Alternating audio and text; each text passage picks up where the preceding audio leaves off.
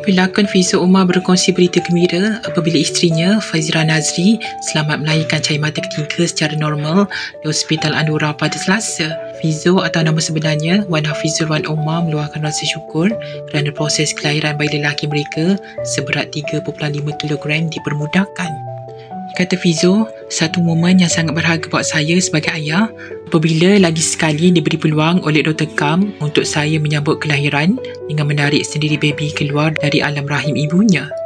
Masya Allah, satu perasaan yang amat sukar untuk saya gambarkan. Perasaan excited, sedih, hiba dan bangga semuanya bercampur baur saat melihat zurat kita sendiri dilahirkan. Alhamdulillah, syukur rezeki dari Allah, 3 girl dan 1 boy. Datangnya bersama rezeki setiap anak yang dilahirkan dan juga rezeki kebahagiaan yang melimpah ruah.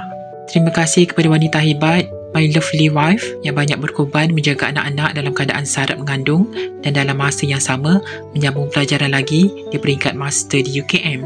Semoga doa berterusan dari semua memberi keberkatan di dalam rumah tangga kami dan dikurniakan anak yang soleh dan solehah.